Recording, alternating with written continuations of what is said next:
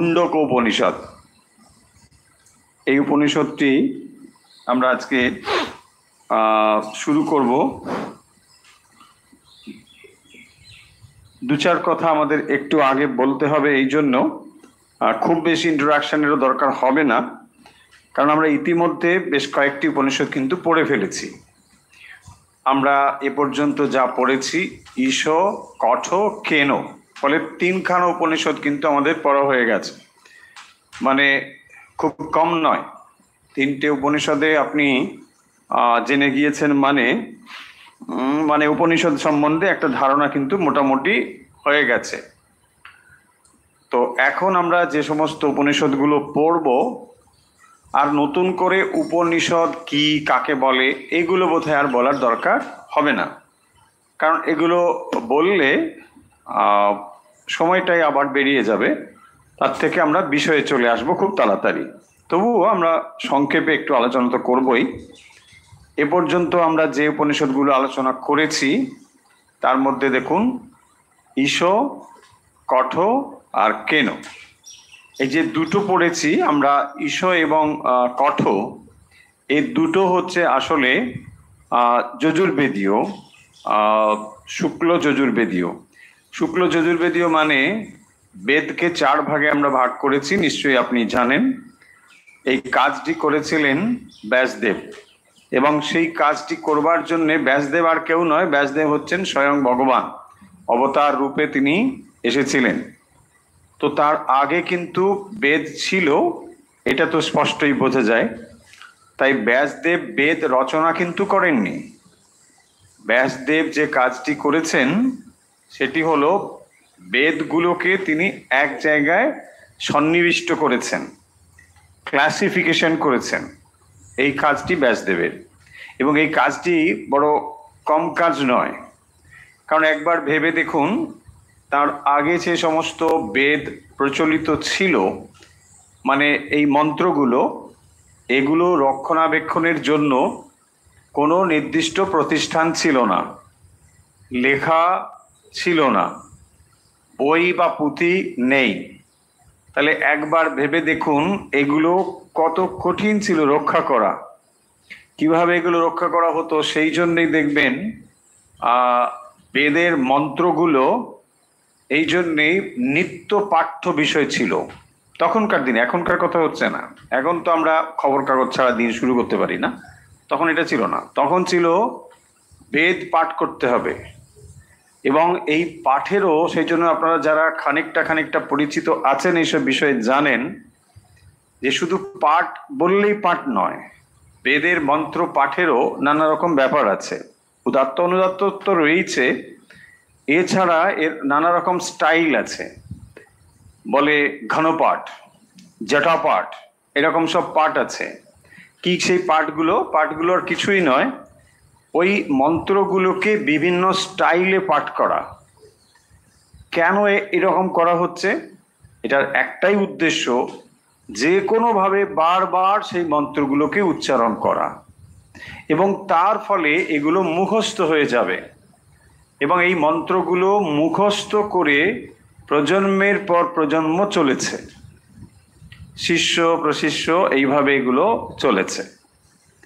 ফলে এই রকম অবস্থায় যখন দীর্ঘদিন এগুলো মানুষের মনে বা মানুষের কাছে এসেছে পরম্পরাক্রমে, তখনই এগুলোর প্রয়োজন হলো যে এগুলো হারিয়ে যাচ্ছে ধীরে ধীরে। কারণ দেখুন, একজন মানুষ কোনো একটা বেদের কোনো একটা নির্দিষ্ট অংশ তিনি মুখস্থ করেছেন, সেটা তার শিষ্যকে তিনি মুখস্থ করিয়েছেন, পাঠ করিয়েছেন, এভাবে চলেছে। কিন্তু ধীরে ধীরে মানুষের স্মৃতিশক্তি তো কমতে শুরু করলো, কলিতে এসে আরো কমে গেছে। নানা কারণ আছে, মোবাইল ফোন তার মধ্যে একটা। আমরা নাম্বার এখন আর বলতেই পারবো না, খুব বেশি হলে একটা নাম্বার অনেক কষ্টে, ফোন নাম্বার দুটো নাম্বার বলতে গেলে মুশকিল হবে। তো এইরকম যখন অবস্থা, তো তখন সেগুলোকে সংরক্ষণের একটা বিরাট প্রয়োজন পড়ল। এবং এইগুলোকে, বেদ হচ্ছে ভগবানের জ্ঞান রাশি, তো সেই জ্ঞান রাশিকে যখন সংরক্ষণের প্রয়োজন মনে হলো তখন এগুলো ছিল অত্যন্ত ছড়িয়ে ছিটিয়ে, মানে নানা জায়গায় নানা স্থানে এগুলো রয়েছে। কেউ বেদের একটা অংশ মুখস্থ করে চলেছে, কেউ অন্য একটা অংশ। আজকে যেমন আমরা 4টে বলছি ভাগ, এরকম তো ভাগ ছিল না। ফলে এরকম ভাবে এগুলো ছড়ানো ছিল, নানা জায়গায় ছড়ানো রয়েছে, সেটা প্রজন্মের পর প্রজন্ম চলছে। এবারে দেখলেন যে এগুলো যদি সংরক্ষণ না করা হয় সব কিন্তু ধীরে ধীরে মুছে যাবে, হারিয়ে যাবে। তাই ভগবানকে জন্মগ্রহণ করতে হলো বা আবির্ভাব নিতে হলো, অবতার নিতে হলো ব্যাসদেব। তিনি কি করলেন? এই বৃহৎ কাজটি করছেন, এগুলোকে এক জায়গায় করে একটা সুন্দরভাবে শ্রেণীবিন্যাস করেছেন।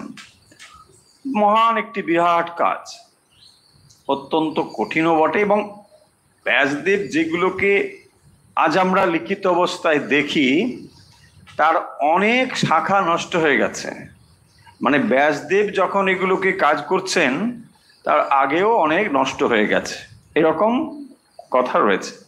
এবং তখন দেখুন, এই যে লিখিত ইতিহাস আমরা বলি, ইতিহাস রচনাও তখন হতো না, আপনি কোনো কিছুই আর তার পাবেন না।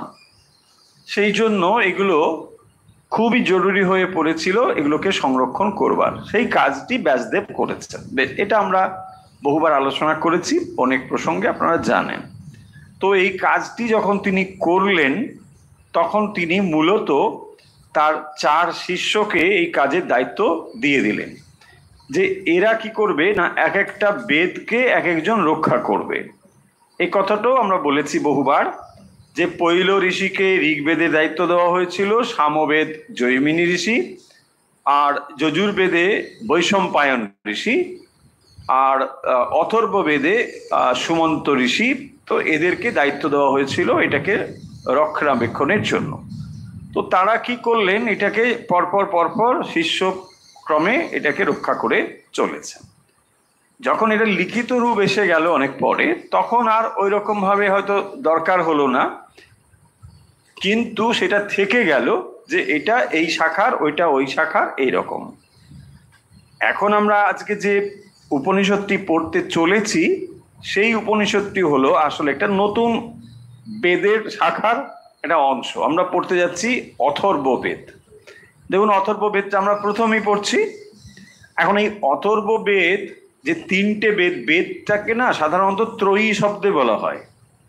বেদকে ত্রয়ী বলা হয়, এর কারণ হচ্ছে সেখানে 3টে জিনিসকে ধরা হয়, মানে ঋক সাম যজুর।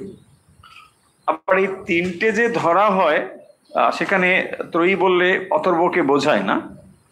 আর এই ত্রয়ীর ক্লাসিফিকেশনটা এরকমও কেউ কেউ অভিমত, কারো কারো, যে গদ্য, পদ্য বা গীতা, এই 3 শ্রেণীতে ভাগ করা হয়েছে। তো সেই জন্যে 3টে ক্লাসিফিকেশন হয়েছে বা ত্রয়ী বলা হয়। এটাও আপনারা মোটামুটি শুনেছেন বা এই কথাটা অজানা নয়, জানা আছে। এখন এই অথর্ববেদ এর আবার মোটামুটি 2টো শাখা। অথর্বের অনেক শাখা ছিল, সে শাখা সব নাকি চলে গেছে, এখন আর পাওয়া টাওয়া যায় না। তার মধ্যে প্রধান আমরা 2টো পাবো, একটা হচ্ছে পিপ্পলাদ আর শৌনকা। পিপ্পলাদ ঋষি, পিপ্পলাদ, পিপ্পলাদ পয় হর্ষইকার, পয় পয় আকার, লয় আকার দ, পিপ্পলাদ ঋষির নাম হচ্ছে পিপ্পলাদ। আর একজন হচ্ছেন শৌনকা, শৌনকা। তো এই যে 2টো শাখা আমরা পেলাম মানে অথর্বের, তার মধ্যে শৌনক শাখার অন্তর্গত হচ্ছে এই উপনিষদটি। কি উপনিষদটি? মুন্ডাকা উপনিষদ। মুন্ডাকা উপনিষদ, ঠিক। তো এই মুন্ডাকা উপনিষদে আমরা যেমন অন্যান্য উপনিষদ আলোচনার ক্ষেত্রে মোটামুটি একটা ব্যাকগ্রাউন্ড দেখেছি, প্রেক্ষাপট আলোচনা করা হয়েছে উপনিষদ কি। তাহলে আপনার মনে প্রশ্ন আসতে পারে যে এত উপনিষদ কেন? যদি আপনার উপনিষদ মানে এরকম হিসেব পাওয়া যায় যে মাইনর এবং মেজর, তো মাইনরই হচ্ছে অনেক, 108-এরও বেশি, এরকম কারো কারো অভিমত। আবার মেজর গুলো 11 এরকম রয়েছে। তা এত উপনিষদ রয়েছে, মানে তাৎপর্যটা কি? কেন এত উপনিষদ হয়েছে? একটা হলেই হয়ে গেল, উপনিষদ পড়লাম। এত উপনিষদ হওয়ার তাৎপর্য হচ্ছে যে উপনিষদ মানেই হচ্ছে ব্রহ্মবিদ্যা। যে কোনো উপনিষদ মানেই ব্রহ্মবিদ্যা, সোজা কথায় ব্রহ্মবিদ্যা। আর উপনিষদের যদি আমরা শব্দগত অর্থ দেখতে চাই, তাহলে দেখুন উপনি আর সৎ, এই হচ্ছে ওখানে রয়েছে ব্যাপারটা। উপনিষদ, উপ মানে কি? উপ মানে সান্নিকটে, উপা। আর নি মানে নিশ্চিত রূপে, নি, হ্যাঁ, বা নিঃশেষে, এরকম অর্থ হবে। আর সদ্ধাতুর 3টে অর্থ হয়, সদ্ধাতুর 3টে অর্থ, এটাও বলা হয়েছে, তো একটু রিমাইন্ডার, আবার আপনার মনে পড়ে যাবে। সদ মানে হচ্ছে এক, বিসরণ, বিসরণ মানে হচ্ছে ছেদন, হ্যাঁ, ছেদ করা। তাহলে সদ্ধাতুর অর্থ হচ্ছে ছেদ করা। কি ছেদ? তার মানে দেখুন, যে জন্ম মৃত্যুর চক্রটা চলছিল ওটাকে ছেদ করা। তাহলে যে বিদ্যার দ্বারা জন্ম মৃত্যুর চক্রের ছেদ পড়ে, ছিন্ন হয়ে যায়, কেটে দেওয়া যায়, তাকে আমরা বলছি উপনিষদ। হলো সদ্ধাতুর অর্থ। সদ্ধাতুর আরেকটি অর্থ হচ্ছে গমন, হ্যাঁ, গমন করা। সদ্ধাতু মানে গমন। তাহলে উপনিষদ, উপনিষদ গমন। কি গমন? কার কাছে গমন? গুরুর কাছে এই বিদ্যা লাভের জন্য গমন। আবার একেবারে ব্রহ্ম প্রাপ্তি, সেই ঈশ্বর প্রাপ্তি যা বলুন, সেটি পাওয়ার জন্যও এই অর্থ, সদ্ধাতুর অর্থ গমন। তাহলে গমন মানে প্রাপ্তি, গতি প্রাপ্তি, যাওয়া। কি পাই আমরা এখানে? না এর দ্বারা আমরা ব্রহ্মজ্ঞান প্রাপ্ত হই। আর একটি অর্থ হচ্ছে অবসাদন। অবসাদন মানে বিনাশ প্রাপ্ত হওয়া, ধ্বংস হয়ে যাওয়া, নষ্ট হয়ে যাওয়া। কি নষ্ট হয়ে যাবে? এই সংসার নষ্ট হয়ে যাবে। বলছে বাবা, এই তো শুনলে ভয় করে, কেন আপনি এই কথাটা বলেন? হ্যাঁ, নষ্ট হয়ে যাবে বললে তো ভীষণ ভয় করে। কিন্তু এই ভয় করে যে বলছেন, একটু সাহস একটু পরেই পাবেন। কেন পাবেন? যা এই উপনিষদ, আমরা সাধারণত উপনিষদগুলো কি দেখি, যে সেখানে যারা চর্চা করছেন তারা ঋষিমুনি, সব গৃহত্যাগী ঋষিমুনি। কিন্তু এখানে যে যাদের মধ্যে কথা হচ্ছে তারা সবাই ঋষিমুনি, মানে ঋষিমুনি ঠিক, কিন্তু সন্ন্যাসী ঠিক তা নয়। এখানে কিন্তু গৃহীও আছেন। একটু সাহসের কথা বটে, তাই না? ফলে যারা গার্হস্থ্য আশ্রমে রয়েছেন, এমন ভাবার মানে নেই যে উপনিষদগুলো আমাদের পড়বার দরকার নেই, এটা কিন্তু নয়। আর আরো ভালো করে দেখুন, যদি উপনিষদের ভেতরে কোনো ভালো জ্ঞান থাকে, সর্বোচ্চ জ্ঞান থাকে, তাহলে কেন গৃহীরা তার থেকে বঞ্চিত হবেন? তাই না? সব ভালো ভালো জিনিস বাবুরা খেয়ে যাবেন, আর আমরা এঁটো কাটা খাবো কেন? তাই না? ভালো যদি কিছু থাকে আমরাও খাবো। বলছে হ্যাঁ ঠিক, তোমরাও খাবে, তো খাবে না কেন? আর সেই জন্যে এই ডাকটা শুনতে পেয়েছিলেন আপনি, আমি নয়। ডাকটা শুনতে পেয়েছিলেন স্বামী বিবেকানন্দ স্বয়ং। এই যুগের ডাক শুনতে পেয়ে তিনি এই কাজটি করেছিলেন, যে মানুষের ভেতরে আমি এই বেদান্তকে ছড়িয়ে দিতে চাই। মনের বেদান্ত ঘরে নিয়ে আসব। ঠিক, তো সেই কারণের জন্য আজকের সমাজে যেখানে আমরা বাস করছি, প্রতিনিয়তই আমরা দেখবেন এই জগৎ, সংসার, দৌড়, প্রতিযোগিতা, এত কিছুর মধ্যে আমরা ছুটছি। জীবন যেন আগের থেকে নিঃসন্দেহেই আমরা এটা বলতেই পারি যে অনেক কমপ্লিকেটেড, তাই না? অনেক জটিল মানুষের জীবন হয়ে গেছে এখন। ঋষিমুনিদের যা জীবন ধারা, নিশ্চয়ই তার থেকে আমাদের জীবনে জটিলতা এসেছে, গতি এসেছে। আমরা দৌড়চ্ছি, সুখ শান্তি এসেছে কিনা সেটা প্রশ্ন থাকবে, কিন্তু আমাদের এইগুলো এসেছে। ফলে জীবন সম্বন্ধে যে সমস্যা এবং তার সমাধান, এইটা কিন্তু বেদ উপনিষদ আমাদের যে কথা বলে গিয়েছেন আজও তা প্রাসঙ্গিক। দেখুন, জীবনে আমরা হয়তো ওই সময় মুনি ঋষিরা গাড়ি করে যাচ্ছেন, ট্যাক্সি করে বা কোনো কিছু, এটা ভাবা যায় না। হেঁটে হেঁটে কত কষ্ট করেছেন। আজ আপনি আমি অনেক কমফোর্ট ব্যবহার করি, অনেক কিছু করি, কিন্তু সেই মুনি ঋষিদের কাছেই আমাদের ফিরে যেতে হচ্ছে। তার মানে একটা জিনিস লক্ষ্য করুন, যে যতই আপনি কর্মচঞ্চল হন আর যতই আপনি আবিষ্কার করুন, জ্ঞানের কাছে আপনাকে নত হতেই হবে। কেন মুনি ঋষিদের কাছে আমরা ফিরে যাচ্ছি? কারণ তাদের জ্ঞানটা ছিল। ওই নলেজই হচ্ছে এমন একটা শক্তিশালী জিনিস যেখানে সবাইকেই ফিরতে হবে। হ্যাঁ, এবার একটা রোগা সোগা মানুষ, কিচ্ছু নেই, কিন্তু তার কাছে জ্ঞান আছে। সেই জন্যে আপনারা দেখুন, কথামৃত তো সকলে পড়েছেন, ওখানে আপনাদের স্মরণ করিয়ে দিই যে একজনের সঙ্গে আর একজনের মানে একটু মল্লযুদ্ধ হবে। আগেকার দিনে এইসব লড়াই টড়াই হতো। তো এইসব যুদ্ধ হবে বলে একজন ছিল ভক্ত, মানে রামজির ভক্ত, মহাবীর এসব করে, আর একজন অত ভক্ত টক্ত নয়। তো একটা নির্দিষ্ট দিনে ওদের মধ্যে যুদ্ধ হবে, তার জন্যে দুজনে তৈরি হচ্ছে। একজন তো মানে বুঝতেই পাচ্ছেন, এই খাচ্ছে তো ওই খাচ্ছে, এই খাওয়া শেষ হলো তো আবার একটা শুরু হলো, মানে খেতে হবে না, না হলে এনার্জি স্টোর হবে কি করে, মানে এইরকম করেই যাচ্ছে করে ওই দিনের জন্য রেডি হচ্ছে।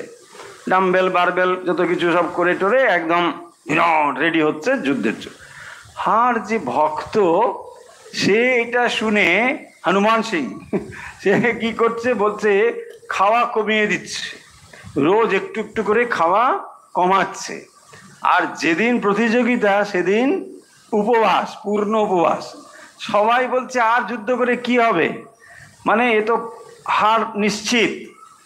কিন্তু সে এইটা করে সব সময় ওই রামজির ভজন করছে যে না, আমাকে যুদ্ধে জয়লাভ করতে হবে। এই করে তারপর দেখা গেল সত্যি সত্যি ওই এমন কিছু পালওয়ান নয় যে উপোস করেছিল সেই কিন্তু জয়লাভ করলো। আচ্ছা, এই স্টোরিটা বলার তাৎপর্যটা কি? তাৎপর্য দেখুন, সব সময় আধ্যাত্মিক শক্তিতেই মানুষ জয়লাভ করে। শারীরিক শক্তি থেকে আধ্যাত্মিক শক্তি হচ্ছে সব থেকে শক্তিশালী জিনিস।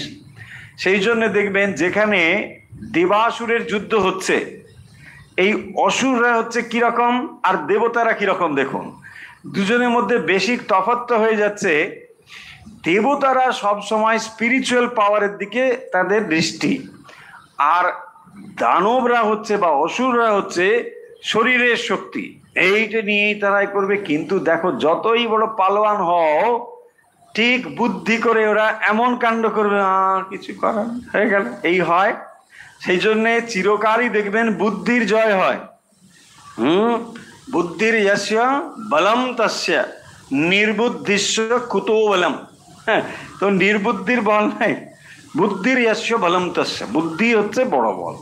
আর বুদ্ধি মানে কি? সেই বুদ্ধি যে বুদ্ধি আধ্যাত্মিক শক্তিতে ভরপুর। সেই জন্যে আধ্যাত্মিক শক্তি যখন যেখানে থাকে, সেখানে কিন্তু লড়িয়ে দেওয়া মুশকিল আছে। হতে পারে সে রোগাশোগা কিছুই নেই, সামান্য মানুষ, কিন্তু আধ্যাত্মিক শক্তি। তার জজ্জল্য উদাহরণ হচ্ছে প্রভু মহারাজ। হ্যাঁ, আমি বীরেশ্বরানন্দজি, নিশ্চয়ই আপনারা তার ছবি তো দেখেছেন অনেকে। প্রভু মহারাজের ছবি দেখলে মানে মনে হবে ইরি বাবা, ঝড় বাতাস উঠলেই আগে রাখ। কিন্তু একদম স্পিরিচুয়াল জায়েন্ট, একবার অসাধারণ শক্তিশালী, দশম গুরু, সঙ্গগুরু, বিরাট শক্তিশালী পুরুষ। ফলে এই যে পয়েন্টটা যেটা বলতে চাইছি, আধ্যাত্মিক শক্তি হচ্ছে আসলে মানুষের শক্তি। এই কথাগুলো কেন বলছি? এইটা ভারতবর্ষের মানুষের জানা ছিল যে আসলে হচ্ছে জ্ঞান, এবং সেটা হচ্ছে স্পিরিচুয়াল জ্ঞান। সেই জন্যে দেখবেন বারবার আমরা যে উপনিষদগুলোর কাছে আসছি, তার কারণ উপনিষদগুলো এই জ্ঞান আমাদেরকে দেয়। আর দেখুন, এই যত কিছু বিদ্যা আমরা এই জগতে লাভ করে চলেছি বা যত বিদ্যার নাম আমরা জানি, সমস্ত বিদ্যা এই জগৎ সম্বন্ধেই কথা বলে, সমস্ত বিদ্যা। কিন্তু একমাত্র উপনিষদ কথা বলে সৃষ্টির স্রষ্টা সম্পর্কে, বাকি সব সৃষ্টি নিয়েই কথা বলে। তাহলে সৃষ্টি সম্পর্কে যে কথা হবে তা তো স্রষ্টার আগে জানতে হবে। এটাকে যদি আমরা অন্য ভাষায় বলি তাহলে একটা নলেজকে বলা হয় অবজেক্টিভ নলেজ, আর একটা বলা হয় সাবজেক্টিভ নলেজ। তাহলে সাবজেক্টিভ নলেজ সম্পর্কে যদি জ্ঞান না থাকে তাহলে অবজেক্টিভ নলেজ নিয়ে আমরা করব কি? এই কথাটা উপনিষদের ঋষিরা জানতেন। সেই জন্যেই তারা দেখবেন জোর দিয়েছে অধিক পরিমাণে এই ব্রহ্মজ্ঞানের দিকে, যে না এইটা আগে জানতে হবে। কিন্তু আমাদের যে শিক্ষা পদ্ধতি বা যেভাবে আমরা সভ্য বলে নিজেদেরকে ভাবছি বা সভ্যতা অগ্রসর হচ্ছে, সেখানে আপনি কোথাও দেখুন আপনাকে বলা হয়নি ঈশ্বর কি এটা জানতে হবে। না, এটা জানার কোনো প্রয়োজন আপনার নেই। আপনি এটা না জেনে আপনি ইঞ্জিনিয়ার, ডাক্তার সব হতে পারেন বা হয়ে চলেছেন। কিন্তু যদি এগুলোকেই আপনি ঠিকভাবে সমস্যার সমাধান বলে মনে হতো, তাহলে মানুষ ওইগুলো লাভ করবার পরেও এই প্রশ্ন তার থাকতো না যে না, জীবনটা বোধহয় ঠিক পূর্ণ হলো না। দেখুন এটা হচ্ছে তো। কেন এটা হচ্ছে? এটা চিরকাল হবে যদি আমরা দুটো জিনিসকে না জানি। সেই জন্য দেখবেন যে বিদ্যা আমাদের বৈদিক যুগে ছিল বা পরবর্তী যুগে ছিল, তারা জানতেন যে একজন পরিপূর্ণ মানুষ হয়ে উঠতে গেলে এই দুটো জিনিস দরকার। সেই জন্য সেখানে যেমন গুরুকুলে ব্রহ্মবিদ্যা শেখানো হতো, সেখানে অস্ত্রবিদ্যাও শেখানো হতো, আরো অনেক কিছু শেখানো হতো। তাই দুটো জিনিস দরকার একটা পরিপূর্ণ জীবনের জন্য। সেই জন্য দেখবেন যখন ওই ব্রহ্মচর্য, গার্হস্থ্য, বানপ্রস্থ, সন্ন্যাস, এই চারটি আশ্রমের ব্যাপার যখন পূর্ণভাবে পালন করা হতো, তখন একটা জন্মেই এইগুলো সব মানুষের ভেতরে দিয়ে দেওয়া হতো। তার মানে তোমার জীবনকে তুমি পরিপূর্ণভাবে এক্সপিরিয়েন্সড করো, জেনে নাও, নিয়ে মুক্তির দিকে এগিয়ে চলো। লক্ষ্যটা হচ্ছে মুক্তি।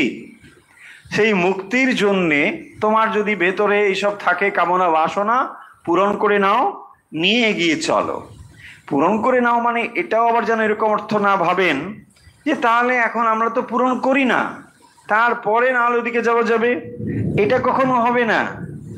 কারণ কামনা বাসনা এমন একটি জিনিস, দেখবেন সেই জন্য শ্রীরামকৃষ্ণ বলছেন ছোট ছোটগুলো বিচার করে পূরণ করে নাও, কিন্তু খুব বড় যদি কিছু ভাবো তাহলে সেটা হবে না। কারণ হবে না কেন? ওই করতে জীবন শেষ, আর পরেরটা আস্তে আস্তে আবার ওইগুলো। আর শুধু তাই নয়, এগুলোর ছাপ মনের উপর পড়ে যাচ্ছে। বিষয় বড় সাংঘাতিক জিনিস। আপনি ভাবছেন না এ আর কি একটু, নো নো নো, ও সব আপনার ওখানে প্রিন্ট হয়ে যাচ্ছে। আর প্রিন্ট হয়ে গেলে পরে ওগুলোই আপনাকে প্রমোট করবে। এই যে ভালো লেগেছিল, চলো ওইখানে চলো। আপনি হয়তো জানেন না আপনার মন ঠিক ওই বস্তুর দিকেই ধাবিত হবে। সেই জন্যে বলা হয় যে বিষয় ভোগের দ্বারা বিষয় নিবৃত্তি কখনো হবে না। এই জন্যই এখানে বৈরাগ্য বা বিচারের পথ তৈরি হয়েছে। তা নাহলে তো ব্যাস হয়তো না। অনেকের এরকম ধারণা আছে, না না এবারে ভোগ করে নি, পরের এবারে দেখা যাবে। ভোগ করতে করতে ব্যাস। সেই জন্যে ভোগ করতে গিয়ে কি হয় না, বিষয় ভোগ করতে গিয়ে বিষয় আপনাকে ভোগ করে। বৈরাগ্য শতকম সেখানে বলা হয়েছে যে আমরা ভাবি বিষয়কে ভোগ করব, তারপর দেখা যায় বিষয় আমাদেরকে ভোগ করে। হ্যাঁ, এরকম অবস্থা হয়ে দাঁড়ায়। তো যাই হোক, তাহলে এখন মূল কথা হচ্ছে উপনিষদ মানে ব্রহ্মবিদ্যা। আর ব্রহ্মবিদ্যা মানে হচ্ছে ঈশ্বরকে জানার বিদ্যা বা নিজেকে জানার বিদ্যা। দুটো কথা একই। একটাকে আমরা একটা অ্যাঙ্গেল থেকে বলি, আর একটাকে আমরা বলি যখন আমরা ব্যষ্টির থেকে বলি, আর যখন আমরা সমষ্টির থেকে বলি তখন দুটো শব্দ হয়। মানে ঈশ্বরকে জানাও যা, নিজেকে জানাও তা। তার মানে আমরা নিজেকে না জেনে বাকি জগতের সমস্ত কিছুকে যখন জানবার চেষ্টা করছি বা জানছি, তখন যে জ্ঞান আমরা লাভ করছি তা অপূর্ণ জ্ঞান, কমপ্লিট নলেজ নয়, পূর্ণ জ্ঞান নয়। যখন একমাত্র আমরা নিজেকে জানতে পারবো বা জানবো, তখনই এটি হবে কমপ্লিট নলেজ। দেখুন, অন্যান্য যত বিদ্যা আপনি লাভ করেছেন বা করবেন, যাই বিদ্যা লাভ করুন, এখানে আপনার মৃত্যু ভয় আপনি এড়াতে পারছেন না। আর কোনো নলেজ লাভ করলে আপনার ভেতরে পূর্ণতাও আসছে না, যে না আমি যখন এটা লাভ করেছি মানে এই জ্ঞান আমার আর কোনো জানার দরকার নেই, এটা হচ্ছে না। আপনি ফিজিক্স জানলে কেমিস্ট্রি জানেন না, কেমিস্ট্রি জানলে ম্যাথমেটিক্স জানেন না, এটা হতে পারে। কিন্তু এই আত্মজ্ঞান বা ব্রহ্মজ্ঞান বা ঈশ্বর লাভ যাই বলি না কেন, এখানে এইটা জানলে পরে আর অতিরিক্ত জানবার কিছু বাকি থাকে না। সেই জন্যে এই জ্ঞান প্রাপ্তির এত আকাঙ্ক্ষা বা এত বিষয় উপনিষদে বলা হয়েছে। এখন প্রশ্ন হবে যে তা ভালো কথা, সেটা তো আগেও বলা হয়েছে, আমরা এটা বুঝে গেছি। তো তাহলে একটি উপনিষদ চর্চা করলেই তো হয়ে যেত, মানে এত উপনিষদ বলবার দরকারটা কি? দেখুন, একটা যদিও বিষয়, কিন্তু তার অনেক রকম ব্যাপার আছে। ব্যাপার মানে ধরুন তার উপস্থাপনাটা নানা রকম ভাবে হতে পারে, সেই জায়গাগুলো কিন্তু ডিফার করে যাবে, এক একটা শাখা এক একটা চিন্তা ওইখান থেকে তফাৎ হয়ে যাবে। কিন্তু একটা জিনিস মনে রাখতে হবে, এই জিনিসগুলো কোনোটাই বুদ্ধিপ্রসূত নয়। দেখুন, যেটিকে আমরা বুদ্ধিপ্রসূত বলবো সেই জিনিসটি হচ্ছে আলাদা। সেটি কিরকম না, সেটি হচ্ছে স্মৃতিশাস্ত্র, যেটা লেখা হয়েছে। হ্যাঁ, কিন্তু বেদ বা উপনিষদ লেখা নয়। কেন এটা লেখা নয় বলা হচ্ছে না? এটা কোনো বুদ্ধিপ্রসূত ব্যাপার নয়, কোনো মানুষের বুদ্ধিপ্রসূত নয়। এটা বুদ্ধির পারে যখন কেউ পৌঁছয়, তার দ্বারা যে জ্ঞান তার ভেতরে আসে তাকে বলা হয় উপনিষদের জ্ঞান। তো এই উপনিষদের জ্ঞানের ভেতরে এইটা হচ্ছে স্টেটমেন্ট, মানে যে নলেজ, সেই নলেজটা ওখানে বলা হয়েছে। এই নলেজটা এরকম নয় যে এটাকে আপনি বিচার বিশ্লেষণ করতে পারেন, কিন্তু এখানে যা সত্য সেই সত্যটা ওখানে রিভিল করা হয়েছে। সেই জন্য উপনিষদের নলেজের ভেতরে যে সত্যটা রয়েছে সেটাকে নিয়ে আপনি বিচার বিশ্লেষণ করবার জন্যে আরো অনেক শাস্ত্র রচিত হয়েছে, যেখানে আমরা প্রস্থানত্রয়ের কথা বলেছি। ফলে উপনিষদের জ্ঞান এটা হচ্ছে চূড়ান্ত জ্ঞান। তাহলে এগুলো কেন, এগুলো আমাদের কাছে কি না, এগুলোকে বলা হয়েছে মন্ত্র। মন্ত্র মানে কি? মননাত্রায়তেতি মন্ত্র। এগুলোকে মনন করলেই ত্রাণ পাওয়া যায়, পরিত্রাণ জন্ম মৃত্যুর চক্র থেকে। এগুলোকে জাস্ট চিন্তা করা, এগুলো হচ্ছে চরম সত্য এখানে রয়েছে। সেই চরম সত্য যখন আমরা মানে তার উপরে নিদিধ্যাসন করব, তখন সেই সত্য আমাদের কাছে প্রকাশিত হবে। সেই কারণের জন্য এই চরম সত্য যে জ্ঞান উপনিষদ, তা ব্রহ্মবিদ্যা ঠিকই, কিন্তু তাকে বিভিন্নভাবে উপস্থাপনা করা হয়েছে বা বলা হয়েছে। এই যে বিভিন্নভাবে এটা বলা হয়েছে, এটাই প্রমাণ করে যে উপনিষদের জ্ঞানের কত তাৎপর্য বা গুরুত্ব। একটা জিনিস তখনই গুরুত্বপূর্ণ বলে বোধ হবে যখন সমস্ত দিক থেকে ওই বিষয়টাকেই চর্চা করা হচ্ছে। এবং শুধু আজ নয়, যুগ যুগ ধরে। একটা জিনিস ভাবুন, আপনি এক সময় ছোটবেলায় বিজ্ঞান পড়েছেন একরকম, আজ বিজ্ঞান পড়ছেন আরেক রকম। একরকম মানে কিছু জিনিস তো এক রয়েছে, কিন্তু কিছু পরিবর্তিত হয়ে গেছে। অনেক জিনিস থিওরি ভুল প্রমাণিত হয়েছে, অনেক নতুন জিনিস এসে গেছে। যারা মেডিকেল সায়েন্স পড়ছেন ওই একই জিনিস, সেখানেও কিছু কিছু বদলে যাবে। কিন্তু এই যে জ্ঞান, এটি হাজার হাজার বছর ধরে একই রকম ভাবে চলে আসছে। ফলে লক্ষ্য করুন উপনিষদের জ্ঞান কত তাৎপর্যপূর্ণ, এবং সেই কারণের জন্যেই যত ঋষি মুনি পরবর্তী সময় অবতার পুরুষ যারাই আসছেন সকলেই এই জ্ঞানকে মর্যাদার সঙ্গে চর্চা করছেন।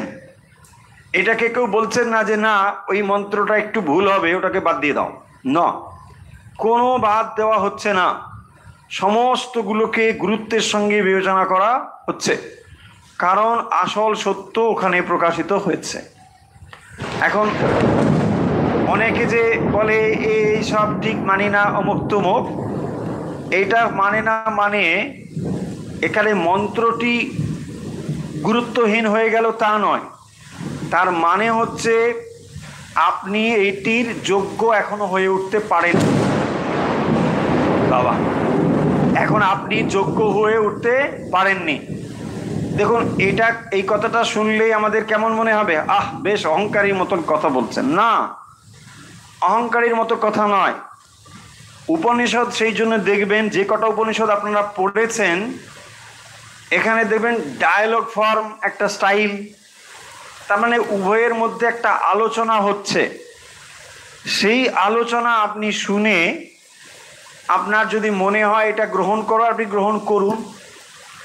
আপনাকে হার্ড অ্যান্ড ফাস্ট একেবারে মানতেই হবে কথা বলছেন না, তার মানে আপনি যদি এইটি গ্রহণ করবার যোগ্য না হন আপনাকে জোর করে চাপিয়ে দেওয়া হচ্ছে না।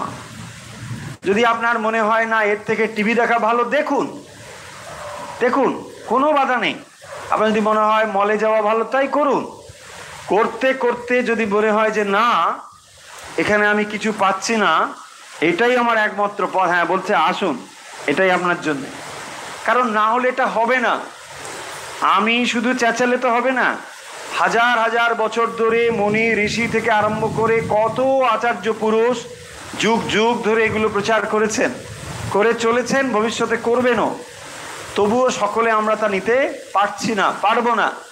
কেন পারবো না? আমরা সকলে অধিকারী নই। সেই জন্যে এই প্রবল যে উচ্চ জ্ঞান, এইটি লাভ করতে হলে সেই জন্য একটা প্রস্তুতির দরকার। এবং এই প্রস্তুতি মানে এটা ভাবার দরকার নেই যে তাহলে মানে সব ছেড়ে ছুড়ে, না না, আপনি মানসিকতা যদি তৈরি করেন সংসারে থেকেও এই জিনিসগুলো আপনি জানতে পারেন, এমনকি অভ্যাসও করতে পারেন। এগুলো জানা যে অত্যন্ত জরুরি, এটা যদি আপনি বোঝেন তাহলে আপনি এটা করতে পারবেন। আর যদি মনে হয় যে না এগুলোর কি দরকার, এইসব বেকার টাইম পাস, ফালতু, তাহলে ফালতুই, সত্যিই ফালতু, কোনো মানে হয় না। আর যদি মনে হয় এগুলোর মধ্যে আছে তাহলে এটা থাকবে। দেখুন একটাই জিনিস একজনের কাছে বিরাট জীবনপ্রদ জিনিস হয়, আবার অন্যের কাছে সেটা অর্থহীন হয়। এটা বস্তুটির কোনো গুরুত্বহীন হয়ে যাচ্ছে তা নয়। যেমন আপনাদের এই মুহূর্তে যে জিনিসটি আমার মনে পড়ে যাচ্ছে, পূজনীয় রঙ্গনাথানন্দজি মহারাজ প্রথম যখন গসপেল পান, মানে কথামৃতটি পান, সারা রাত না ঘুমিয়ে তিনি গোগ্রাসের মতো পড়েছেন।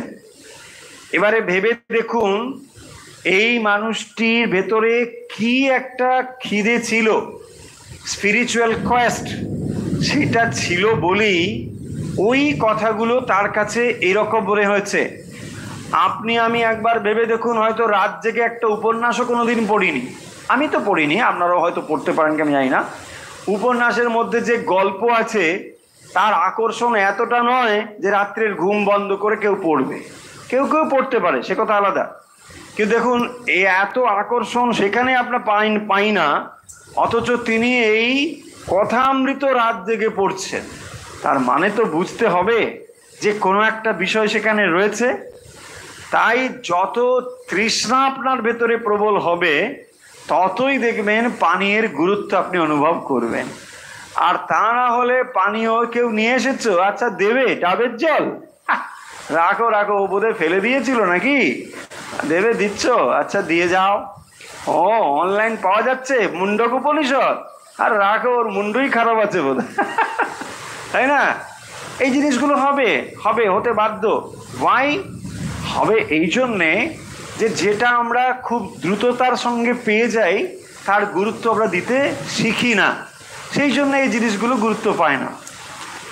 দেখুন, এই কথাগুলোর ভেতর দিয়ে মোটামুটি একটা ইন্ট্রোডাকশন আমরা করতে পারলাম, যে কথাগুলো আগে বলেছি আর খুব রিপিট করার দরকার হবে না বলে, কারণ আপনারা অলরেডি যারা উপনিষদ পাঠ করে ফেলেছেন তারা একটা ধারণা তৈরি করে ফেলেছে। এখন আমরা যে উপনিষদটা পড়ব বললাম মুন্ডক উপনিষদ, এটি অত্যন্ত ইন্টারেস্টিং, অত্যন্ত মানে দারুণ একটা ব্যাপার এখানে আছে। দেখুন, প্রত্যেকটি উপনিষদের মধ্যে থেকে কিন্তু ইউনিকনেস আছে, যদিও সবই ব্রহ্মবিদ্যার দিকে যায়, তবুও এর মধ্যে ইউনিকনেস আছে। ইউনিকনেস না থাকলে কিন্তু এখানে স্থান পাবে না। আর এগুলোকে আচার্য শঙ্কর নিজে তার ভাষ্য রচনা করেছেন, ফলে যেগুলোর ভাষ্য স্বয়ং আচার্য রচনা করেছেন সেই উপনিষদগুলো কিন্তু কম গুরুত্বের নয়, অনেক গুরুত্বপূর্ণ সেগুলো। ফলে আমরা যে উপনিষদটি এখন চর্চা করতে চলেছি সেটি হচ্ছে অথর্ব বেদের শৌনক শাখার একটি উপনিষদ।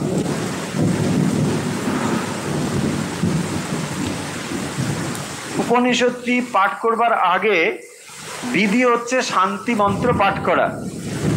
আপনাদের কাছে যদি বই থাকে তাহলে আমরা শান্তি মন্ত্রটি পাঠ করব। বৃষ্টি বাইরে হচ্ছে, আমার মনে হয় শব্দ আপনাদের শুনতে অসুবিধা করছে আমি জানি না, কিন্তু আমি যতটা সম্ভব চেষ্টা করছি চিৎকার করে বলতে। এইটা ইচ্ছে করে চিৎকার করছি ঠিক তা ভাববেন না, কারণ বাইরে শব্দ হলে এই শব্দর গতিটা অনেক কমে যায়, মানে শক্তিটা। সেই জন্য আমি অডিবল না হলে আপনার কাছে জোরে জোরেই বলবো, এটাই স্বাভাবিক প্রবণতা। সেই কারণের জন্য যারা কানে কম শোনে তারা জোরে বলে। এখন আমি কম শুনছি তা ভাববেন না, কম শুনছি মানে ওই বাইরে বৃষ্টি হচ্ছে বলে। ও এত জোরে চিৎকার করছেন কেন, কম করে কেন? ব্যাপারটা বুঝতে পেরেছেন আশা করি। তো এখন শান্তি মন্ত্রটা পড়ব। শান্তি মন্ত্র যে বলা হয় না, দেখবেন যখন আমরা মর্নিং চ্যান্টিং করছি, আপনারা তো নিশ্চয়ই তার সঙ্গে থাকেন অনেকে, সেখানে 3 বার শান্তি বলা হয়, তাই না?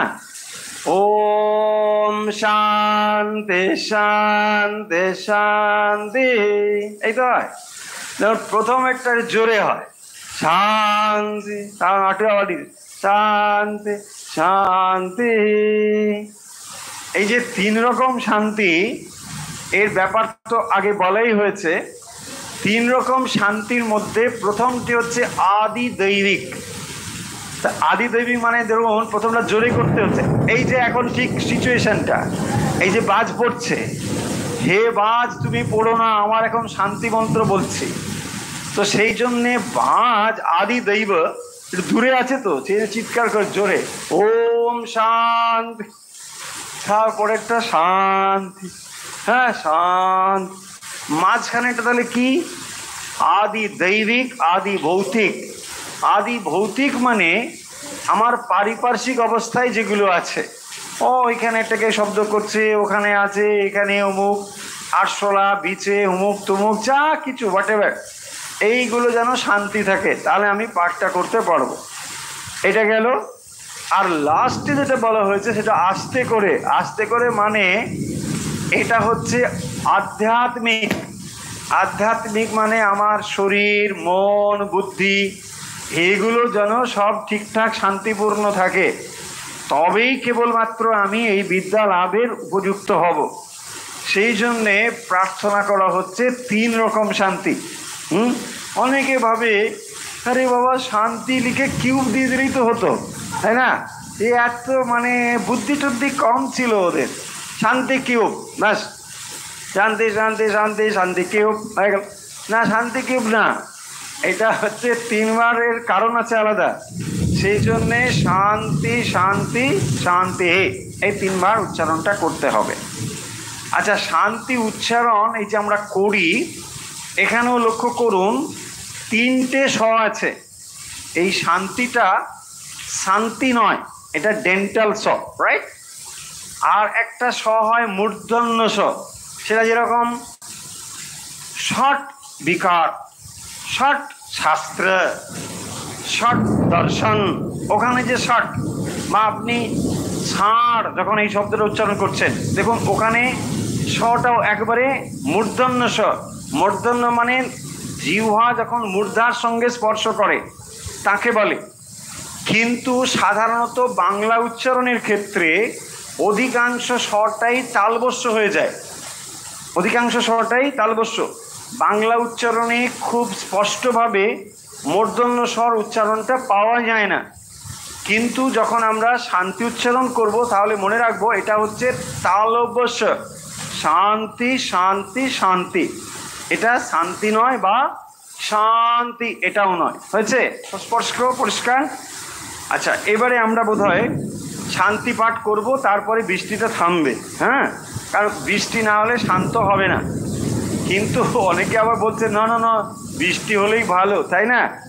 একদম খুব ভালো। এই বৃষ্টি হলে এক কাপ চা নিয়ে ব্যাস। অনেকে হয়তো দেখুন চা, না না আমি বুঝতে পারছি না এখন অনলাইনে আছে কি না, এখন সবাই হয়তো চায়ের তেষ্টা পেয়ে গেছে। চলুন এখন আমরা ভদ্রম খরনেবী শুরু করব। এই শান্তি মন্ত্রটি হচ্ছে অথর্ববেদীয় শান্তি মন্ত্র। আমরা এ পর্যন্ত যে কটা বেদ মানে শাখা পড়েছি তার মধ্যে কি পড়েছি? সামবেদ হয়ে গেছে, হ্যাঁ, যজুর্বেদের শুক্ল শাখা হয়ে গেছে, তাই না? ফলে অনেকগুলো আমাদের স্টকে কিন্তু এসে গেছে।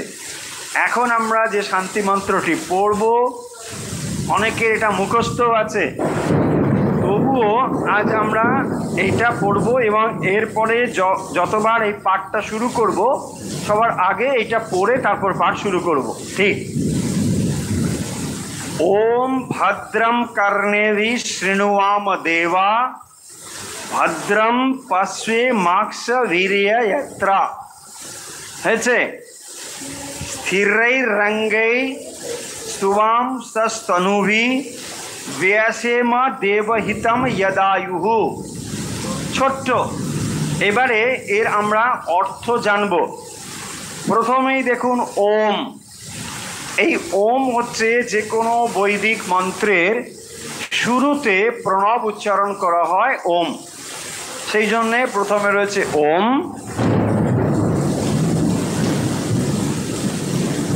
ভদ্রম কর্ণেভি শৃণুয়াম দেবা। দেবা,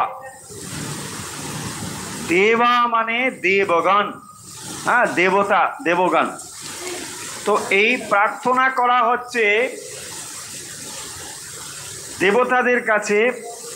ওম ভদ্রম কর্ণেভি শৃণুয়াম দেবা।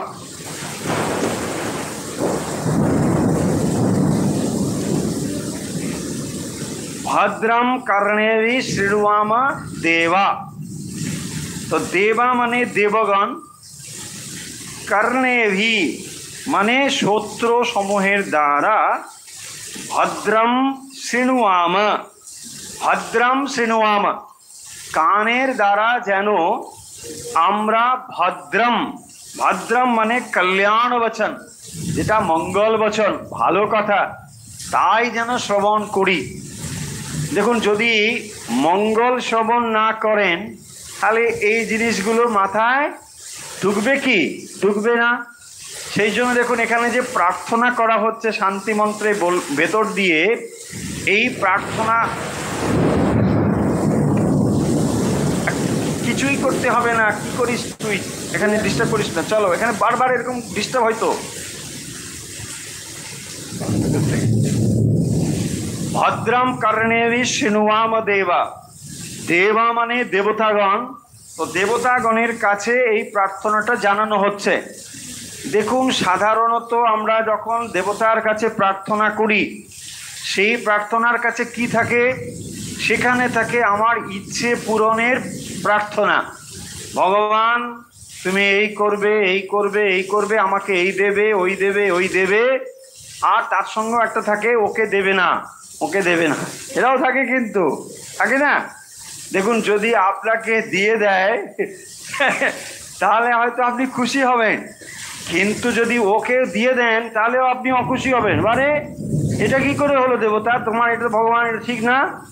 আমি চাইলাম, তুমি আমাকে দিলে, আর ওকে দিয়ে দিলে, এটা তো হবে না।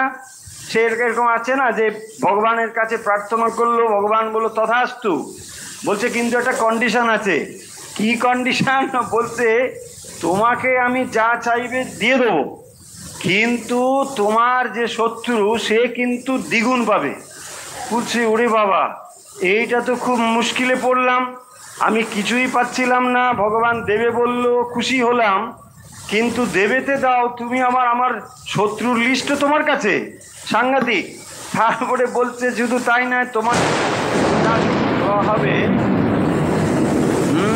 ভয় নেই, যখন আপনি আলো দেখছেন সেটা আগেই পতিত হয়েছে, ফলে বিপদ নাই, কোনো বিপদ নেই। যখন হ্যাঁ মানে তখন সে ভাবলো আরে সর্বনাশ, কি করা যাবে, তাহলে তো আমাকে যা দেবে।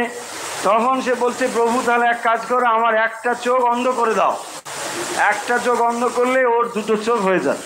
তাহলে যে কথা হচ্ছিল যে তাহলে ভগবানের কাছে আমরা প্রার্থনা করি, দেখবেন যার যত প্রার্থনা লম্বা তার তত লিস্টটা বড়, অনেক বেশি তালিকায় আছে বলে, মানে ছেলের চাকরিটা করে দাও, মেয়ের বিবাহটা হয়ে যাক, পুত্রে ভালো ট্রান্সফার হোক, ভালো জব, এই হচ্ছে আমাদের লিস্ট। মোটামুটি যত লিস্ট লম্বা হয় তত প্রণামের সময়ও লাগে।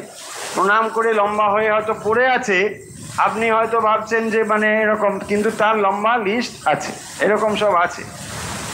এরকম দেখবেন মানে বুদ্ধেশ্বরী মহাজের কাছে অনেকে ওরকম হাসতেন টাসতেন লম্বা হয়ে, মানে উঠছে না এখন, তারপরে এই সুপ্রভাত দেখো না ও কি ঘুমিয়ে পড়লো কিনা, মানে ওখানে হয়তো টায়ার্ড হয়ে ছুটে এসে ব্যাস লম্বা হয়ে প্রণাম করছে টলছে, এইসব ব্যাপার। যাই হোক, এটা তো গেল মজা, কিন্তু এখানে দেখুন যে শান্তি মন্ত্রটি বলা হচ্ছে, এটা কোনো কিছু লৌকিক প্রার্থনা নয়, এই দাও ওই দাও ব্যাপার নেই। এখানে বলা হচ্ছে একমাত্র নলেজ, জ্ঞান, সেই জ্ঞান প্রাপ্তির জন্য আমার ইন্দ্রিয়গুলো যেন ঠিকঠাকভাবে কাজ করে। ভদ্রম কর্ণেভি শৃণুয়াম, কর্ণেভি শৃণুয়াম ভদ্রম, আমি কি শুনবো? ভদ্রম মানে কল্যাণ বচন, আমার কর্ণ যেন কল্যাণ বচন শ্রবণ করে, মঙ্গল বচন যেন শ্রবণ করে, সেই প্রার্থনা আমি করছি। তাহলে আমার ইন্দ্রিয়গুলো যদি অকল্যাণ বচন শুনে শুনে কলুষিত হয়ে থাকে, আমার এই জ্ঞানে প্রবৃত্তি হবে কি? তাহলে এই জ্ঞানে যে আমার রুচি হয় না, তার কারণটা নিশ্চয়ই আমরা বুঝে গেছি। তার মানে আমার কান অন্য কিছু শুনে শুনে এতভাবে তৈরি হয়ে আছে, আমি আর চাই না এগুলো শুনতে, তাই না? সেই জন্যে রবীন্দ্রসঙ্গীত শুনলে আমরা অনেকেই বদ্ধ করে দিই, তার থেকে যখন দেখি যে আ আ আ আ কি ভালো কি ভালো, তাই না? দেখুন হয়, তার মানে রুচি কিভাবে তৈরি করে, শৃণুয়াম ভদ্রম শৃণুয়াম দেবা। তাহলে আমি এই জ্ঞানের প্রতি যেন আমার অনুরক্ত হয়, আমার ইন্দ্রিয় যেন পিউরিফাইড হয়, সেই জন্যে প্রার্থনা করা হচ্ছে। ভগবান আমাকে অন্য কিছু দিতে হবে না। তার মানে যে জ্ঞান আমি প্রাপ্ত হতে চলেছি, গুরু শিষ্য পরম্পরায় তো প্রাপ্ত হওয়া যাচ্ছে, তো সেই জ্ঞান আমি যেন যথার্থভাবে বুঝতে পারি, তাই না? তাহলে তো আমি বুঝতেই পারবো না, আমি যদি আর এরকম অমঙ্গলময় হয়ে থাকে বুঝতে পারবো না। পিউরিফিকেশন, সেই জন্য হচ্ছে আমার ইন্দ্রিয়গুলো যেন আমি পিউরিফাই করছি, এইটাই। দেবা মানে কি? হ্যাঁ, দেবা, দেবা মানে দীপ, দীপ ধাতু, দীপ মানে হচ্ছে নলেজ, হ্যাঁ, দীপ মানে হচ্ছে প্রকাশ। তাহলে দেবতা মানে যার ভেতরে প্রকাশটা অধিক পরিমাণে, তাকেই বলে দেবতা। সেই জন্য দেবা, তাদের কাছে আমরা প্রার্থনা করছি, তাদের প্রকাশ অধিকতার সত্যগুণ প্রদান। ভদ্রম পক্ষেমা, দেখুন তারপরে আমরা পরবর্তী অংশ পড়ছি, শৃণুয়াম হয়ে গেল, তারপরে বলছেন যজত্রা। দেখুন এখানে কি বলছেন? দেবাহা, এখানে বলছেন যজত্রা। যজত্রা মানে যজনীয় দেবগণ, পূজনীয় দেবগণ। আচ্ছা, তার কাছে বলছি অক্ষভি, ভদ্রম পশ্বে মাক্ষভি, অক্ষভি, অক্ষভি মানে চক্ষুর দ্বারা, অক্ষিভি, অক্ষভি বৈদিক প্রয়োগ, বৈদিক প্রয়োগে অক্ষভি রয়েছে, আমরা লৌকিক ব্যাকরণে অনুযায়ী শব্দটি হয় অক্ষিভি, তো সেই জন্যে চক্ষুর দ্বারা। তাহলে চক্ষুর দ্বারা আমরা যেন ভদ্রম, ওখানেও দেখুন ভদ্রম মানে চক্ষুর দ্বারা সুশোভন দ্রব্য পুষ্প আদি পশ্চিম দর্শন করতে সমর্থ হই। তাহলে আমরা চোখ দিয়ে যেন ভদ্রম মানে মঙ্গলময় শুভ জিনিস, সেগুলোকে সুশোভন জিনিস পশ্চিম দর্শন করতে সমর্থ হই। পশ্চিম ভদ্রম কর্ণেভি শৃণুয়াম, আর ভদ্রম অক্ষিভি পশ্চিম, হ্যাঁ আমরা যেন দেখতে পাই। তাহলে চোখের দ্বারা আমরা যেন সুশোভন জিনিসকে দর্শন করি, আর কর্ণের দ্বারা যেন আমরা সুশোভন জিনিসকে শ্রবণ করি। তাহলে আমাদের এই বিষয়ে রুচি না হওয়ার হেতু এই মন্ত্রের ভেতর থেকেই স্পষ্ট হয়ে যাচ্ছে যে যদি আমার দৃশ্য অন্য জিনিস দেখতে দেখতে খারাপ হয়ে থাকে, তাহলে সেই দেখুন আমাদের বলা হয় এরকম যে এই ইন্দ্রিয় তো আমাদের মস্তিষ্কে আসলে, কারণ এর সূক্ষ্ম অংশটা তো মস্তিষ্কেই রয়েছে, এটা দিয়ে যে দেখি আসল তো দেখাটা ওখানেই হয়। এবং এরকম বলা হয় যে আমি যে চোখ দিয়ে দেখি এটা আমার টোটাল যে ব্রেনে যে পাওয়ারটা রয়েছে না, তার মোর দ্যান 80% পাওয়ারটা চোখের জন্যই দেওয়া আছে। মোর দ্যান 80% পাওয়ার আপনার চোখের জন্যে, বাকি ইন্দ্রিয়ের জন্য একটু একটু করে পার্সেন্টেজ দিয়ে 100% হয়েছে। 80% হচ্ছে আপনার চোখ। সেই জন্য এখানে দেখুন ওই যে দৃশ্য বলা হচ্ছে না পশ্চিমা, তাহলে চোখ দিয়ে আপনি যে জিনিসটিকে দেখছেন ওটা মাইন্ডে সঙ্গে সঙ্গে রেজিস্টার হচ্ছে। আর মুশকিল দেখুন এখন আমরা কি করি না, দৃশ্য শ্রাব্য, তাই না, অডিও ভিজুয়াল। তাহলে অডিও ভিজুয়াল জিনিসটা কত পাওয়ারফুল একবার ভাবুন। যেটা আপনি ভাবছেন স্ক্রল করে যাচ্ছি, তাই না, আমরা তো স্ক্রল খুব অভ্যস্ত না, এমনকি জপযজ্ঞেও, আরে বাবা আমি দেখি কি মজা, তাই না, বলছে না জপযজ্ঞ হচ্ছে, কোথায় মারা জপযজ্ঞ, জপযজ্ঞ কি যজ্ঞ, হ্যাঁ ওখানে কাউন্ট করছে, ওটা কাউন্টার মেশিনের মতন না, হ্যাঁ নাম করছে এবং স্ক্রল করে যাচ্ছে। আমরা ভাবছি যে স্ক্রল মানে শব্দ উৎপন্ন হচ্ছে না, তাই না, যখন আপনি ফোন করেন তখন শব্দ হয়, কিন্তু এই যে স্ক্রল করে যে আপনি সবই সর্বনাশটা আরো গভীরভাবে করছেন, ওখানে অডিও ভিজুয়াল দুটো হচ্ছে, মানে লেখা যাচ্ছে প্লাস ওখানে দৃশ্যটাও যাচ্ছে, ওটা যে মাইন্ডে কি গভীরভাবে রেজিস্টার হয়ে যাচ্ছে, এটা যদি আমাদের বোধ একবার তৈরি হয় আমরা এখান থেকে একটু বিরত হব। আপনি ভাবছেন যে আমি না 1 ঘন্টা স্ক্রল করলাম, কথার কথা, বা 10 মিনিট স্ক্রল করলেন, ভাবছেন মানে এটা ওটা ঘুরছেন, হ্যাঁ, কিন্তু ওই 1 ঘন্টা নয়, ওটা বিরাট একটা প্রভাব থাকবে আপনার উপরে। হ্যাঁ, সেই জন্যে এই যে এখানে বলা হলো ভদ্রম পক্ষেমা অক্ষিভি যজত্রা, হে যজত্রা, হে যজনীয় দেবগণ, আমার চক্ষু আদি যেন সুশোভন দ্রব্যকে দর্শন করতে সমর্থ হয়, আমি যেন ভালো জিনিসকে দেখতে সমর্থ হই। সেই কারণের জন্যে আমরা এই জিনিসগুলোকে গ্রহণ করতে পারি না, গ্রহণ করতে অসুবিধে হয়। দেখুন এই জিনিসগুলো আপনি যখন অন্য কোনো বিজ্ঞান পড়তে যান বা অন্য কোনো শাস্ত্র পড়তে যান, আপনাকে এই শান্তি মন্ত্র পাঠ করতে হয় না।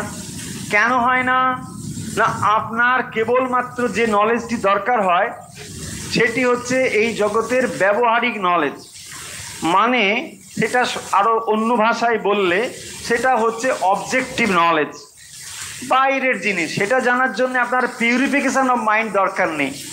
একজন ডাক্তার বা একজন উকিল বা একজন ব্যারিস্টার বা একজন অন্য কোনো পেশার মানুষ, সে মিথ্যে কথা বলে কি না ব্যক্তিগত জীবনে আপনার এটা জানার দরকার নেই।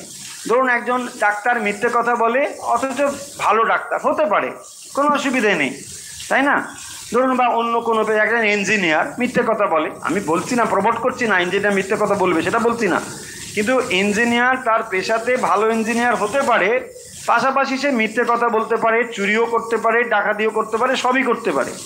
কিন্তু আপনি এটা দেখাতে পারবেন না একজন ব্রহ্মজ্ঞ মহাপুরুষ চুরিও করেন আবার ব্রহ্মজ্ঞ, মিথ্যে কথা বলেন আবার ব্রহ্মজ্ঞ, না, এইটা বোধহয় আমরা পাবো না। আমি যথার্থ সেন্সে বলছি, কিন্তু এটা হবে না। কেন হবে না, এই জন্যে যে যে ইনস্ট্রুমেন্টটা দিয়ে তিনি জ্ঞান লাভ করবেন আগে সেই ইনস্ট্রুমেন্টটাকে নিয়েই কাজ করতে হবে। সেই জন্যেই এই প্রার্থনাটি করা হচ্ছে, এত ডিপার ব্যাপারগুলো এখানে রয়েছে। হ্যাঁ, সেই জন্যে আমরা ভাবি বাবা দরকার নেই, তার থেকে টিভিটা ছেড়ে দাও, ছেড়ে দাও, ছেড়ে দাও, ছাড়তে ছাড়তে সবই আমরা বাস। যদি আপনার মনে হয় যে না এগুলোর মধ্যে ব্যাপার কিছু আছে, কারণ জন্ম জন্ম ধরে এইরকম করতে করতে আমাদের একটা হ্যাবিট হয়ে গেছে যে মরাটা কোনো ব্যাপারই না, ওই তো মরে গেল ব্যাস হয়ে গেল, আবার একটা জন্ম হয়ে যাবে, ফ্রি তো, তাই না? এ তো মানে ব্রহ্মা তো ফ্রি দিয়ে দিচ্ছে। হ্যাঁ, ব্রহ্মা বলে ঠিক আছে ও মরে গেছে, আবার ওর জন্ম চলো, আবার জন্ম চলো, সব ফ্রি। ফ্রি যখন এগুলো পেয়ে যাচ্ছি ফলে আর কোনো সমস্যা নেই না। কিন্তু এগুলো আমাদের কেন মনে হচ্ছে? আমাদের ইমপিওর মাইন্ডের জন্য এটা মনে হচ্ছে। মাইন্ডটা এত ইমপিউরিটি আমাদের ভেতরে এসে গেছে যে যেটা মিথ্যা সেটাকে সত্য মনে হচ্ছে, আর সত্যটাকে মিথ্যা মনে হচ্ছে। এই পুরো জিনিসটা উল্টো হয়ে যাচ্ছে ইমপিওর মাইন্ডের জন্য। সেই জন্য এই প্রার্থনা। তারপরে দেখুন, স্থিরৈ রঙ্গৈ অঙ্গৈ স্থিরৈ শিবৈ রঙ্গৈ স্তষ্টুভাগম সস্তনুবিহি। এগুলোকে আমরা ভাঙবো, ভেঙে ভেঙে দেখুন। স্থিরৈ অঙ্গৈ, তাহলে অঙ্গৈ স্থিরৈ, অঙ্গৈ মানে দৃঢ় অচঞ্চল, অঙ্গ হ্যাঁ স্থির, স্থির হওয়া মানে না, স্থির মানে শান্ত হওয়া। কোনগুলো শান্ত হওয়া? অঙ্গৈ, অঙ্গ মানে হস্ত পদাদিকে আমরা অঙ্গ বলি, অঙ্গ প্রত্যঙ্গ, তাই না? তাহলে যখন দেখবেন আমার পাটা নড়ছে তার মানে মনটাও চঞ্চল হচ্ছে। হ্যাঁ, সেই জন্যে মাস্টারমশাইরা বলেন না এই স্থির হয়ে বসো, সোজা হয়ে বসো। আমরা তখন ভাবতাম আমি পা নাড়ালে মাস্টারমশাই কী সমস্যা? হ্যাঁ, সবই তো বুঝে যাচ্ছি, কিন্তু ব্যাপারটা তা নয়, ব্যাপারটার ভেতরে গভীরতা আছে। হ্যাঁ, অনেকে বসলেই দেখবেন স্থির হয়ে বসতেই পারে না। হ্যাঁ, পাটা এরকম এরকম হচ্ছে, ওরকম এরকম হচ্ছে, এখানে এটা নড়ছে, পায়ের উপর পা, আবার এটা, এই নানা রকম স্টাইল আছে। পায়ের উপর পা মানে এটা রজগুণের ভাব, তাই না? এটা বসলো, ধরুন এমনি বসা নয়, কেউ এমনি বসেছে সেটা আলাদা কথা। কোনো একটা ধরুন পাবলিক প্লেসে বা কোনো জায়গায় বসছেন, সেখানেই বসার স্টাইল দেখেই তার ব্যক্তিত্ব বোঝা যায়। কিন্তু মানুষটা কীরকম, সাত্ত্বিক, রাজসিক, তামসিক, অহংকারী, সব বোঝা যায়। ওগুলো নিয়ে চর্চা, ওসব একটা শাস্ত্রও আছে, বিজ্ঞান আছে, মানে আলোচনার ক্ষেত্র রয়েছে। সেটা বলছি না, বলছি এখানে যে জিনিসটি যে স্থিরৈ রঙ্গৈ। সো অঙ্গ যদি স্থির না হয় এই কথাগুলো আপনার মাথায় ঢুকবে না। শরীরটা নড়ছে মানে শুধু শরীরটা নড়ছে না, মনটাও দ্রুততর নড়ছে, তার থেকে আরো দৌড়ে ছুটছে। সেই জন্যে এটাও কিন্তু খুব গুরুত্বপূর্ণ বিষয়। স্থিরৈ রঙ্গৈ অঙ্গৈ স্থিরৈ তনুভি, মানে শরীরের সঙ্গে যুক্ত হয়ে আমার তনুভি, তুষ্টুবাংশ মানে তাদের স্তব করে, আপনাদেরকে স্তব করে, দেবহিতম দেব কর্মে রথ ইয়ৎ ইয়ে আয়ু জীবনকাল ব্যসেম যেন প্রাপ্ত হই। আমি যেন আমার পূর্ণ যে জীবন সেটা যেন প্রাপ্ত হই। কিভাবে? এইভাবে। সেই জন্য বলছেন স্থিরৈ অঙ্গৈ ষষ্ঠুভাগম সস্তনুভি ব্যাসেম দেবহিতং যদায়ু। দেবহিতম, তুষ্টুবাংশ আপনাদিগের স্তব করে, তুষ্টুবাংশ আপনাদিগের স্তব করে, দেবহিতম দেবকর্মে রত, দেবহিতম ইয়ৎ যে আয়ু মানে জীবনকাল, তা যেন ব্যাসেম আমি যেন প্রাপ্ত হই। তারপরে শান্তি শান্তি শান্তি, তিনবার শান্তি। তাহলে এখানে কি বলা হচ্ছে? দেবতাদের কাছে প্রার্থনা করা হচ্ছে আমরা কর্ণের দ্বারা যেন কল্যাণ বচন শ্রবণ করি। তারপরে যজনীয় দেবগণ, যজনীয় মানে পূজনীয়, পূজনীয় দেবগণ আমরা চক্ষুর দ্বারা যেন শোভন বস্তুকে দর্শন করি। শোভন বস্তু, যে বস্তু দর্শন করলে আপনার মন শান্ত হয়, ভালো হয়, সেই রকম জিনিসকে দর্শন করতে বলা হয়। সেই জন্য দেখবেন ঠাকুর ঘরে পুষ্পকে রাখতে হয়। পুষ্প ফুল ফুল রাখলে কি হয়, আপনার মন ওই রকম ভাবে সাত্ত্বিক ভাবে পূর্ণ হবে। হ্যাঁ, যে কোনো জিনিসের প্রভাব দেখবেন চোখের উপর দিয়ে আমাদের ভেতরে প্রবেশ করে। চোখটাকে আমরা যদি ইন্দ্রিয়ের সমস্ত ইন্দ্রিয়ের মধ্যে চক্ষুটাকে ধরি, চক্ষু হচ্ছে একটা বিরাট জানালা, সম্পূর্ণ একটা জানালাকে আপনি খুলে দিয়েছেন। আর অন্যগুলো হচ্ছে ছোট ছোট ফুটো যেখান দিয়ে আলোটা আসছে। চোখ হচ্ছে একটা বিরাট ভূমিকা। তাই দেখবেন চোখ যদি বন্ধ করে দেওয়া হয় আপনার, আপনি 80% ক্লোজ করে গেলেন পৃথিবী থেকে, চক্ষুটাকে বন্ধ করলে। বন্ধ মানে শুধু বন্ধ মানে এমনি বন্ধ হবে না, কাপড় বেঁধে দিলে হবে না। হ্যাঁ হ্যাঁ, বুঝুন না, গান্ধারী ওরকম করে গান্ধারী বেঁধে রেখেছিল, কিন্তু ওটাও একটা মানে সিম্বলিক যে এইভাবে ভেতরে প্রবেশ করতে হবে। সো ওইটাই তারপরে বলছেন যে শরীর দৃঢ় হোক এবং শরীর বিশিষ্ট হয়ে যে আমি আপনাদিগের স্তব করে দেবকর্মে নিরত আমি যেন আয়ু প্রাপ্ত হই। সেই যে বলছেন ব্যাসেম দেবহিতম যৎ আয়ু, সেই আয়ু যেন আমি প্রাপ্ত হই এবং যার ফলে আমি এই নলেজ বা জ্ঞান প্রাপ্ত হই। সেই জন্যে এই জ্ঞান পরম্পরাগতভাবে যে এই জ্ঞান প্রাপ্ত হওয়ার আগে এই শান্তি মন্ত্রটি প্রার্থনা করা হচ্ছে। আমরা একটু বলে দিই, যেহেতু আজকে ইন্ট্রোডাকশন হচ্ছে, এই মুন্ডক উপনিষদটি আমরা পড়ব, প্রতিটি মন্ত্র ধরে ধরে তো পড়বই। এটা বিরাট একটা উপনিষদ নয়, মাত্র 6টি এর খণ্ড, ছোট ছোট ভাগ রয়েছে, কিন্তু এর মন্ত্রের গুরুত্ব বা গভীরতা যে কত, আপনারা যখন আলোচনা হবে তখন ধারণা করতে পারবেন যে এর ভেতরে কত কথা মানে বলা হয়েছে। এই বিষয়গুলো মানে অন্যান্য উপনিষদের থেকে এখানে একটু তফাৎ থাকবে, আবার মিলও থাকবে। মিল থাকবে এই জন্য যে সেই ব্রহ্মের কথাই এখানে বলা হয়েছে, কিন্তু সেই ব্রহ্ম বা আত্মাকে জানতে গেলে কিভাবে তাকে জানবেন তার যে অ্যাপ্রোচগুলো এখানে একটু অন্যরকমভাবে রয়েছে। এখানে পরম্পরার বিষয় একটা খুব গুরুত্বপূর্ণ। আমরা সেই মন্ত্র যখন আলোচনা করব তখন সেই বিষয়গুলো আরও গভীরে যাব। আজকে খুব সংক্ষেপে এটা বলে শেষ করে দেবো, সময় শেষ হয়ে গেছে।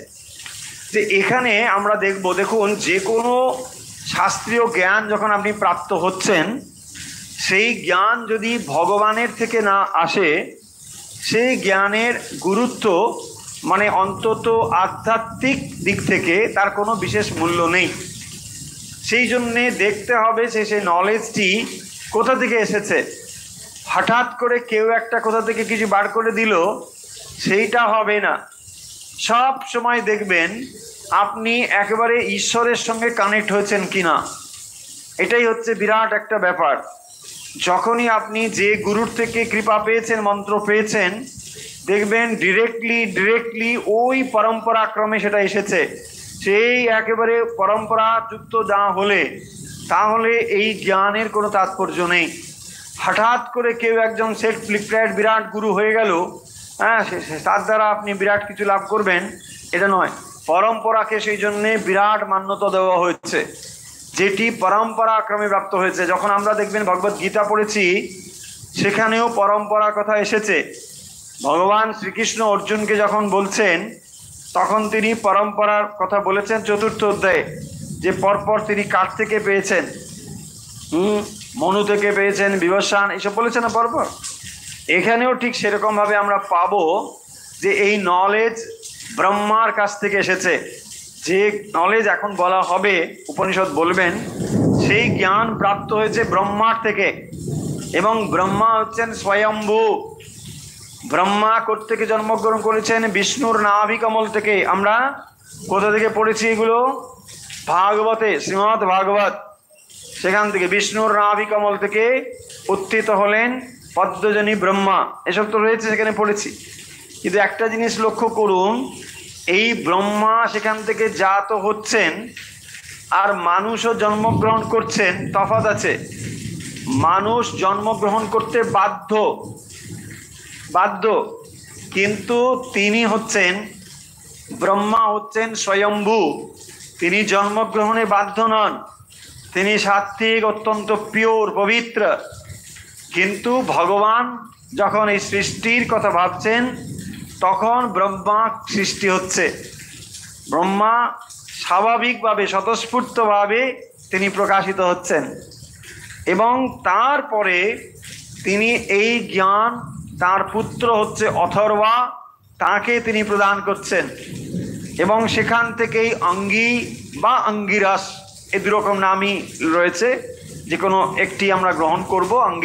অঙ্গিরাস বলা হয়, যাই হোক, তার থেকে অঙ্গিরাস এবং তারপরে ভরদ্বাজ গোত্রীয় সত্যবাহ, তিনি এই জ্ঞান প্রাপ্ত হয়েছেন। সেই জ্ঞান পরম্পরা ক্রমে এসে আমাদের কাছে হাজির হয়েছে।